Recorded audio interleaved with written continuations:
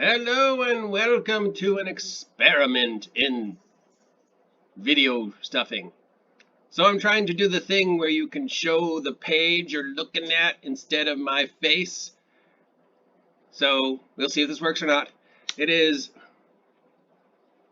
12 o'clock. It is the 4th day of May 2021. And we have 3, not 1, not 2, but 3 reviews of Van Richten's Guide to Ravenloft that have been made available to us. Wizards of the Coast reached out to several different individual companies. Forbes, yes, Forbes Finance, a magazine known far and wide for its long history of role-playing games. Sci-Fi Wire, and Polygon. So 2 out of 3 are sort of related to geekdom. The first one we're going to do is the exclusive look at Van Richten's Guide to Ravenloft domain that was sent to Forbes. It is reviewed by Rob Whelan, and today we are looking at the one of the 3 zones and the domain of Dementilu. Dementilu is one of the 30 domains of dread detailed in the book. It's a sharp contrast to Bavaria's dark forests and luminous Gothic castles on a hill. Instead, it's covered in a glimmer sheen of fine clothes and fancy parties. Everyone is dying to be invited to the grand masquerade held by the Duchess Sedira di Honore every week on her private island. Sounds like Amber. And in many cases killed if they are discovered at the ball that they're not supposed to be there. Well, why would I go? The whole domain plays up elements of deception, psychological manipulation, and creepy fairy tales, all in a city where the land itself changes in malicious and impossible ways. Game designer Kira Magnan, who has a history of creating mind-bending games, worked with the team on Dementilia. Oh, Dementilia. It's demented, so the name is Dementilia. And helped craft a place that's a little bit of Cinderella and a little bit of Mask of the Red Death and a little bit of Dark City. It's a domain that leaves everyone paranoid and posturing to blend in with the crowd while being terrified they'll be exposed for not being in on the collective lie. Oh, and there's murderous phantoms.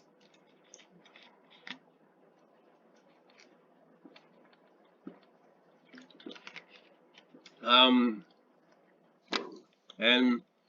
that's it. That's all we know about the zone domain of Dementilia. Dementilia is over the 30 domains, and apparently it is a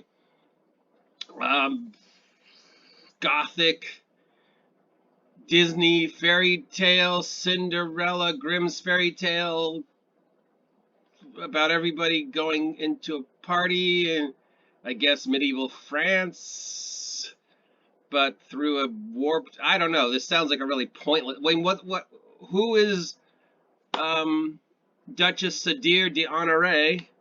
Is she supposed to be the Marquise de Sade and they just switched gender? Is she supposed to be Marie Antoinette? And what is the dread of this domain other than paranoia? I don't get it. All right, let's move on to the next one. The next review comes to us from Sci-Fi Wire, and we are looking at the domain of Lomedia. Oh, this is the one we are very much interested in. It is the domain that used to be the home of our friend Mordheim and his Frankenstein-like creation, Adam. All right, so Lomedia is one of the domains of dread that appears in the 1990s Ravenloft Reign of Terror box set. The product that turned Ravenloft from a couple of adventures into a campaign setting. I'm sorry. A couple of adventurers? Quite possibly one of, if not the best TSR module. I mean, Ravenloft is a work of art. It's not a fucking just a bunch of couple adventures. Okay, so we know that the land of Lomedia is ruled by Victara Mordenheim. And is about body horror. Okay, so this is the thing that has a lot of people upset. Victor Mordenheim, who was the domain lord of Lemuria. I don't even remember. I think the name of the realm was actually Mordheim, and they changed it to Lemordia. I'm not sure why. Okay, first, Victor didn't know, the relationship with Victor and Adam and who was the actual domain lord was a big mystery because neither of them knew, and nobody knew actually was Victor the domain lord, was Adam the domain lord, because they were constantly at, odds with each other. For reasons that, other than to be politically correct, they've changed Victor to Victara Mordheim, which is just backwards sexism. And apparently the writers aren't aware that the female of Victor is Victoria. So instead of naming it Victoria Mardenheim, they named him Victara Mardenheim. Now, I've met a lot of people with weird names over my life, but I've never met a Victara. Doesn't mean there isn't one out there. Just means if I wanted to have a female of Victor, I probably would have gone Victoria or Vicky. All right, so what else do we know about this? So we know that according to this, the domain is inspired by the classic horror story of Frankenstein, but it is shot through the lens of a D&D adventure and exposed to a dozen of horrific extremes. It isn't just a land about resurrection gone away, it's also a domain of different types of science gone wrong. Bizarre experiments, body horror, weirdness, and grim tales of society versus a frigid land. We already did that with Rime of the Frost Maiden. Just as there is more to Frankenstein than a scientist who abandoned his child, there is more to Lemuria than just stitches and dead flesh. Victara is a precise, obsessive scientist who created not just life but immortality. She is deliberate, efficient, and utterly immoral genius whose scientific masterpiece is an artificial heart that conveys non-magical immortality. The only problem is the device is bound within the body of her former companion, Elise. Oh, okay, so instead of it being Adam, they made Adam Elise. Does Victara seek to recover the heart or Elise? So it's the bride of Frankenstein instead of the Frankenstein. And what ends will she go to regain what she believes is hers? That's just where the story starts. So not only did they switch genders of Victor to Victoria, they switched genders from Adam to Elise. Why not Eve? But whatever. One of the terrifying possibilities explored by Lemuria is what happens when the player characters wake up on a slab. We explore a few ways characters might find their very bodies held hostage, while Mordheim tasks them to fulfill her heartless whims. One of the new lineages in the book is the Reborn, even allows players to create characters who used to be dead, somewhere else, or maybe multiple something else's. Being one of Mordheim's creations is just one way such a character might come into being, either for some time or for the rest of the campaign. Lemuria seems to be a micro setting that you might slip into any setting, just as many of the domains of dread found their origins in other worlds, so it could easily shift into a homebrew game. Beyond that, Mordheim is a character, her bizarre creations, and all the detail and running adventures rooted in body horror and bizarre science could easily make an appearance in any setting where players least expected. AD&D senior game designer Amanda Harmon worked on this product. So wasn't the whole thing about the previous Mordheim was sort of a tragic thing because, the relationship. But now we have just angry co-workers, and Mordheim, instead of being a tragic, crazy scientist, is a precise body horror mad scientist, and this is an entire realm dedicated to body horror. But not too much body horror, because remember, we want this to be safe horror.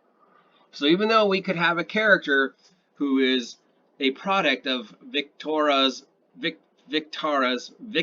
experiments as a reborn, it's a happy reborn. The experience was not scary at all, and at no point in time were you out of control of your character. Because remember, that's part of the thing. All right. And for our third and final domain, we have from Polygon the review of Hakir, the Egyptian-themed domain. I don't know why we need an Egyptian-themed domain, but apparently we did. We already have an Egypt for D&D. It's called Mulholland, and it is the home of one of the other greatest D&D adventures of all time, Pharaoh. So let's see what we say about this one. So one of the things that It apparently had one of the domains is called Hakir, and it's a setting that in the past has leveraged problematic Orientalist tropes to tell its tales. One of the things that was really interesting about the domain is that past versions of it, which we see a lot in RPGs, are treating a part of history as adventure setting. Definitely the older versions of Hakir were very, hey, you saw Boris Karloff's The Mummy, here, run that as an adventure. We've seen that before, and we wanted to do something that felt different, and we wanted to do something that felt uniquely D&D. How is Boris Karloff's The Mummy Orientalist? Part of the solution was to turn Hakir's malevolent Dark Lord, Anthet-Topop, into something other than an English language covered in 100 yards of fabric pretending to be Egyptian. I think you've all seen from the image that we have of Anthet-Topop that this is not Boris Karloff. This is a much more magical looking character who we are hoping feels like a character. Magical looking character who we are hoping feels like a character. That feels like a mummy that comes from a D&D setting, that comes from a high fantasy setting, not necessarily from the history of Egypt. Why wouldn't we want to embrace the history of Egypt? It's an amazing history, and that's where the idea of mummification comes from. Well, one of the cultures where mummification comes from, actually every culture in the world has some form of mummification. None of it has anything to do with the Orient.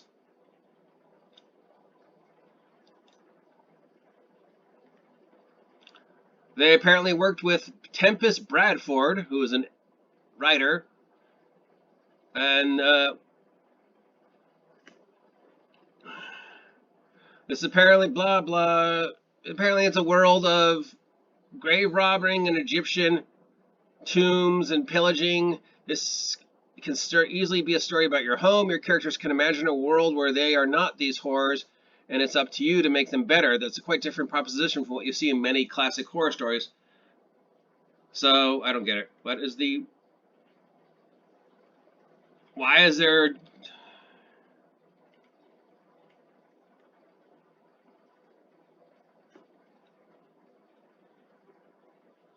yeah, okay, I mean, if it's not supposed to be a domain that's an homage to mummy horror and pharaoh, what's the point? High fantasy Egypt that isn't Egypt? I don't even get it. I don't understand. That just sounds, why not just reprint Pharaoh and be done with it? And the Domains of Dread. Desolation of Marquette thing, blah. Oh, look, the price has already come down from $50 to $42. Yeah, that just sounds, I guess this is the new Mummy Lord, who looks very steampunky. But, you know, I'm still fashionable enough that I'm wearing shoes. This is not what a mummy looks like. I don't know if this person has ever seen a mummy, but this is not what they look like. They look like a body wrapped in rags that's had most of its organs removed. Yeah. Yeah, I'm just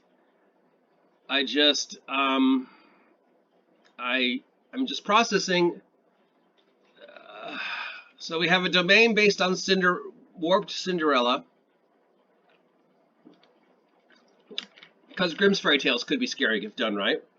We have a domain based on Frankenstein that isn't Frankenstein because we changed the gender of everybody involved and named the main antagonist Victoria, even though the female of Victor is Victoria.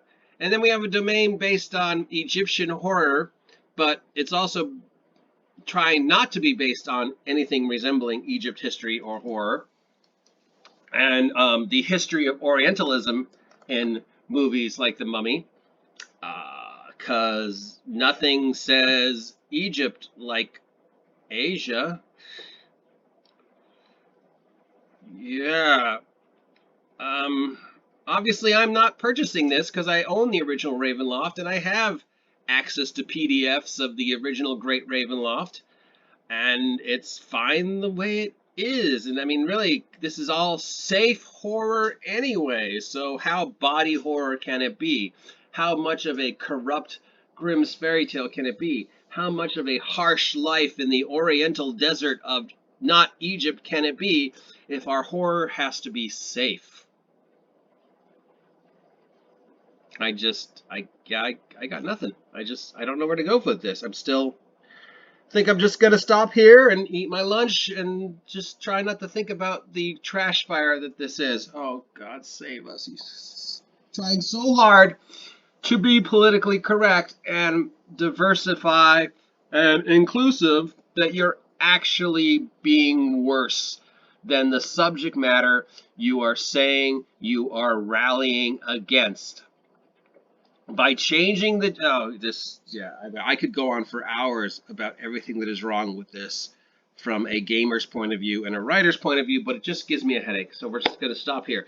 If you appreciate this content, please let me know. If you don't appreciate this content and think I'm totally wrong and think that this is going to be the best book ever for 5th edition, let me know. If you haven't subscribed yet, please help me hit 400 subs by subscribing now. Remember, there's a contest for the 400 subscriber. Until next time, I am your grumpy guide to all things scary. Let's hope this experiment worked. I will talk to you later. Now get out of my tomb.